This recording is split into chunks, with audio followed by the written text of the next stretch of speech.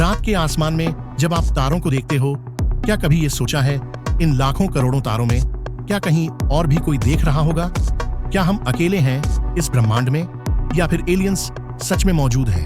और अगर वो हैं तो हमने उन्हें कभी देखा क्यों नहीं? यही सवाल है फर्मी पैराडॉक्स का। तो चलिए इसे समझते हैं और ब्रह्मांड के इस सबसे बड़े राज को एक्सप्लोर करते हैं।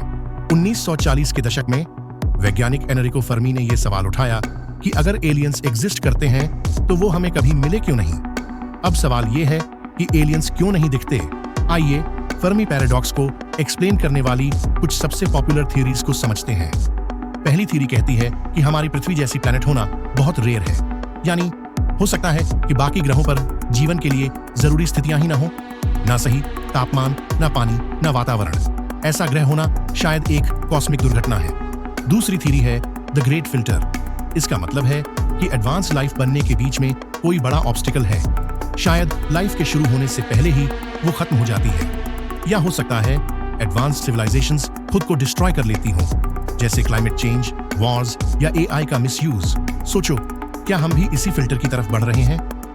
एक और थ्योरी कहती है कि एलियंस जानबूझकर हमसे बात नहीं करना चाहते। शायद हम उनके लिए एक एक्सपेरिमेंट हों।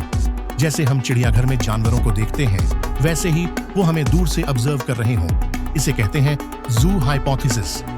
एक थ्योरी कहती ब्रह्मांड इतना बड़ा है कि कम्युनिकेशन करना मुश्किल है।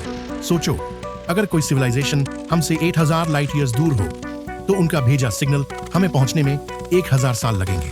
और क्या पता, जब वो सिग्नल पहुंचा तब तक वो सिविलाइजेशन ही एक्सटिंक्ट हो चुकी हो। एक थ्योरी के अनुसार हो सकता है कि एलियंस हमसे कांटेक्ट कर रहे हों, लेकिन हम उन्हें समझ ही नहीं पा रहे। जैसे एफएम रेडियो को ईएम पर ट्यून करने पर कुछ नहीं सुनाई देगा, वैसे ही उनकी टेक्नोलॉजी हमारे लिए कंप्लीटली अलग हो सकती है। हमने फर्मी पैराडॉक्स को समझने के लिए थ्योरीज एक्सप्लोर की, लेकिन चलिए अब इस सवाल का जवाब भारत की पुरानी ज्ञान की परंपरा से ढूंढते हैं। हमारे वेद और पुराणों में ब्रह्मांड को लेकर बेहद गहरी बातें की गई हैं। पुराणों में कहा गया है कि सिर्फ एक ब्रह्मांड नहीं, बल्कि कई ब्रह्मांड हैं। इसे अनेक ब्रह्मांड या मल्टीवर्स का कॉन्सेप्ट कहा गया है। भागवत पुराण संकीर्ण 3 अध्याय 11 में लिखा है कि ब्रह्मा जी के हर दिन और रात के साथ नए ब्रह्मांड बनते और समाप्त होते हैं। ये सुनकर आपको मॉडर्न साइंस का मल्टीवर्स कॉन्सेप्ट याद आएगा, यानी हो सकता है कि सिर्फ एक पृथ्वी नहीं, बल्कि अनगिनत पृथ्वियां हों, हर एक अपने अपने ब्रह्मांड में। वेदों में यथापिंडे तथा ब्रह्मांडे का उल्लेख मिलता है, जो अथर्ववेद में निहित है। इसका अर्थ है कि जैसे हमारे शरीर के छोटे छोटे हिस्से में पूरी संरचना का संकेत होता है, वैसे ही ब्रह्मांड में भी हर चीज जुड़ी हुई है। ये संकेत देता है कि हम अकेले नहीं हैं, पर शायद हम अभी तक सही दिशा में नहीं देख रहे। श्रीमद् भागवत पुराण 18वां स्कंध 68वां अध्याय में ब्रह्मांड के क्रिएशन और डिस्ट्रक्शन को एक डिवाइन साइकिल के रूप में बताया गया है। हो सकता है ब्रह्मांड का डिजाइन ही ऐसा हो कि हर सभ्यता अपनी जर्नी खुद तय करे, और शायद यही वजह है कि हमें अभी तक एलियंस नहीं दिखे, क्योंकि हर सिविलाइजेशन का एक अलग रोल है, एक अलग डेस्टिनी है।